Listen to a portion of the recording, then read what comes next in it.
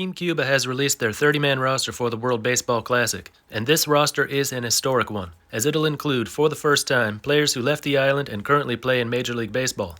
5 active Major League players, 4 from NPB, a couple former NPB players too, 7 from LMB, 1 from AAA, 4 free agents, and the rest come from the Cuban National Series. This could be the best Cuban team to ever take the field at the WBC, and that says a lot. Cuba was runner-up at the very first WBC in 2006, falling to Japan in the championship game. In 2009, they won their pool in the first round, but couldn't get out of the second round, losing to eventual finalists Japan and Korea. In 2013, they were 3-0 in the first round, including a win over Japan, but again bowed out in the second round, falling to the Netherlands twice. In 2017, they had their worst showing. They were 2-1 in the first round, enough to advance, then went 0-3 in the second round, losing to Japan, Netherlands, and Israel. Since then, they were eliminated in the group stage at the 2019 Premier 12. At the Baseball Americas Olympic qualifier 2 years ago, they lost 2 out of 3 games in their group and did not qualify. So the team's performance has been trending downward lately. At that Olympic qualifier 2 years ago, one of their best hitters defected before the tournament ever started.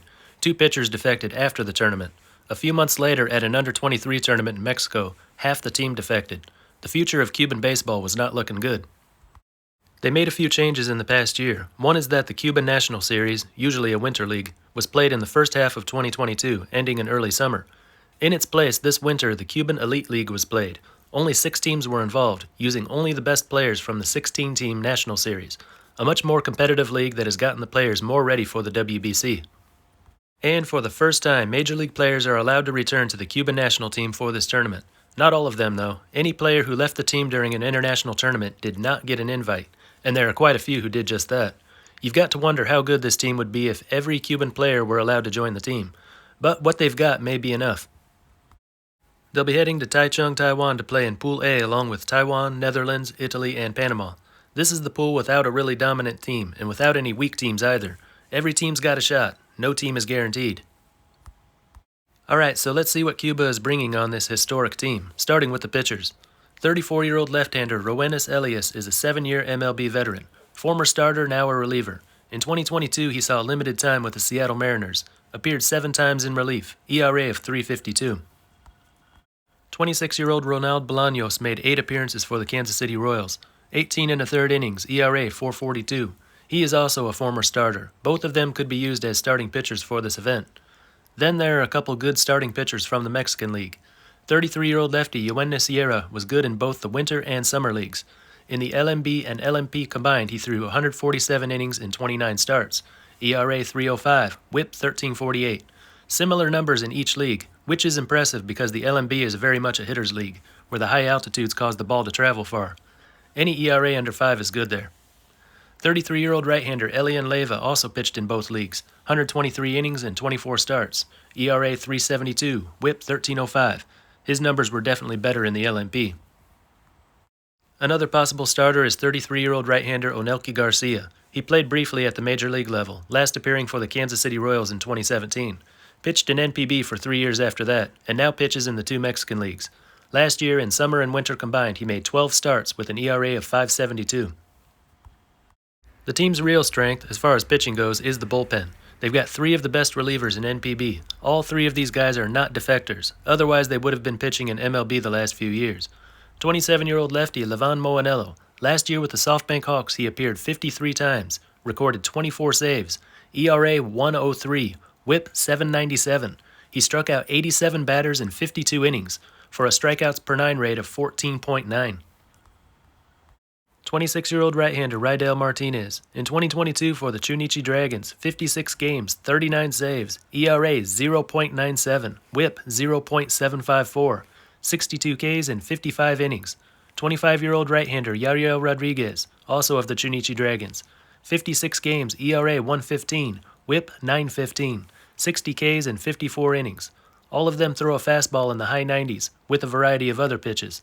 Imagine facing those 3 in the late innings of a WBC game. You do not want to engage in a battle of the bullpens with this Cuban team. Other arms in the bullpen, 24-year-old right-hander Frank Alvarez is yet another Chunichi Dragons pitcher. He joined last year, making 7 appearances, 8 innings, 1 strikeout per inning, ERA .338, WHIP .1125.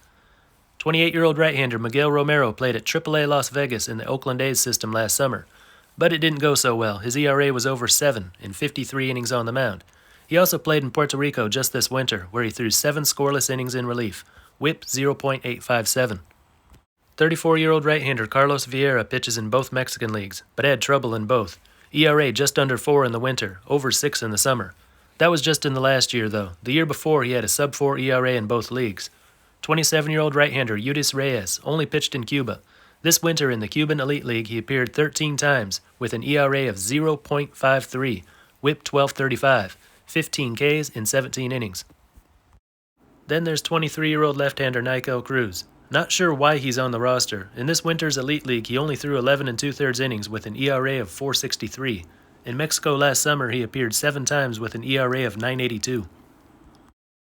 So their rotation looks like it'll consist of 2 of the best starting pitchers from the Mexican leagues, and 2 major league relievers who were previously starters.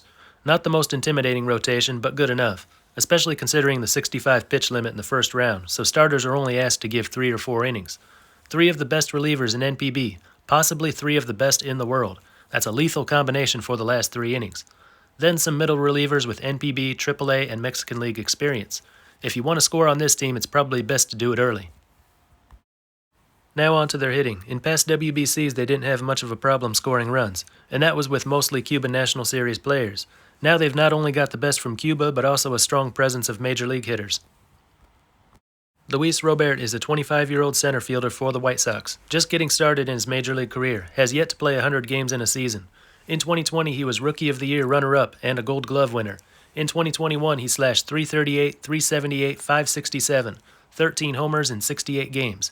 In 2022, down a little, .284, .319, .426, 12 homers and 11 steals in 98 games. 37-year-old Yoenis Cespedes had a 9-year major league career ending in 2020 with a Gold Glove, a Silver Slugger, and a couple All-Star selections. Played in the Dominican League over the winter, didn't hit so well, but he still got power, 4 home runs in 18 games. And that was his first time playing anywhere in a couple years, probably still trying to shake out the cobwebs. Plays almost exclusively in left. 36-year-old Alfredo Despine is a 9-year NPB veteran. In 2022 with the SoftBank Hawks, he hit .269, .338, .444 with 14 home runs in 89 games. He played a little in the outfield but was mostly a DH, and that would most likely be his role here. Another SoftBank Hawks hitter, 37-year-old Yuribel Graciel. He hit .271, .339, .380, 7 home runs in 99 games. Roel Santos is a 35-year-old left-handed hitter who plays all outfield positions. Plays in the 2 Mexican leagues, batted .411 in the LMB last summer, .303 in the LMP this winter, with 15 steals and 6 triples. He previously played in NPB for the Chibalote Marines. 28-year-old Yoelkis Guibert played this winter in the Cuban Elite League, where he hit .357, .430, .554. Played every game in center field this season, but also played at left sometimes in past years. In the infield, they've got another White Sox hitter, Yoan Moncada, a 27-year-old switch hitter who used to play second base, but has only played third the last 4 years. He played in 104 games last year, slashed .212, .273, .353. Doesn't sound so good, but he did hit 12 home runs, so he's got power. 32-year-old Arisbel Arroyo Barrena plays third and short, but usually at short, and that's where he'll probably be used here. He played for the Dodgers back in 2014, then became the first player to return to Cuban baseball after defecting and playing in MLB. Disappointing this winter, he played 24 games in the Cuban Elite League, where he batted .250 with only 1 home run. But last year in the National Series, he was still a .300 batter, over .400 on-base percentage, with double-digit home runs. Another Major League infielder, 29-year-old Andy Ibanez of the Texas Rangers, plays first, second, and third, more at third than anywhere else. In only his second Major League season last year, he played in 40 games, hit .218, .273, .277. Not so good, but we may not have seen his best yet, and we might start to see that at the WBC. 32-year-old Yadier Drake can play first base or in the outfield. Last year in the 2 Mexican leagues, he played a combined 149 games, slashed .305, .361, .479, with 20 home runs and 18 steals. Another guy that can play first or outfield is 26-year-old Ariel Martinez. In 2022 with the Chunichi Dragons, he played in 82 games, slashed .276, .350, .437. Not much power or speed, but a decent hitter, good at getting on base. He played catcher in the past, but in 2022 divided his time between first and outfield. 35-year-old Dayan Garcia plays second, third, and short, with a slight preference for third. He's been one of the best hitters in the Cuban National Series for years. This winter in the Elite League, his line was .337, .448, .500, top 5 in all 3 categories. Led the league with 6 home runs. 27-year-old Luis Mateo plays second and short, more often at short. .309, .355, .368 in the Cuban Elite League last season. 38-year-old Yadiel Mujica spends equal time at second and third, a little time at short. In the Elite League this winter, he hit .325, .362, .372. Behind the plate, they've got 33-year-old Marlins prospect Lorenzo Quintana. At AAA Jacksonville in 2022, he slashed .246, .306, .479, 14 home runs in just 60 games. He could also be used at first base when he's not catching. Another catcher is 21-year-old Andres Perez.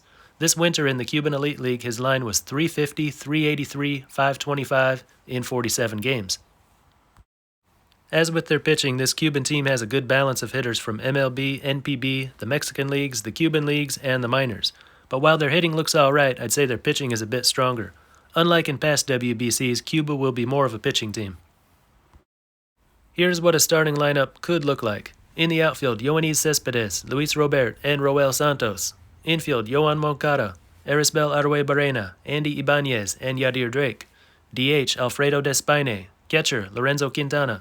Starting rotation, Roenis Elias, Elian Leyva, Ronald Bolaños, and Yoan Niera.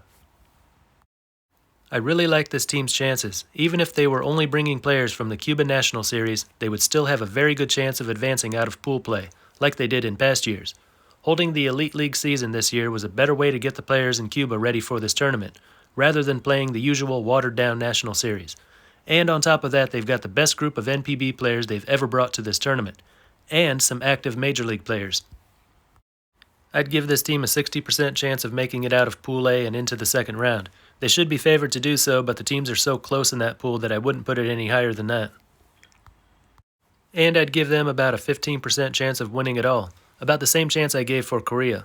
A lot of things have to go right for them. I don't know how the hitters who've only played in Cuba are going to do against pitchers from around the world. And without any dominant starting pitcher, they'll probably have to use a lot of different pitchers in every game. I don't see that working all the way to the end. But I could be wrong. This Cuban team we're going to see here will be different from any team we've seen in the past, so we could all be surprised. Anyway, that's just what I think. Let me know what you think down in the comments. That's all for this one, and until next time, this is Baseball International. See ya.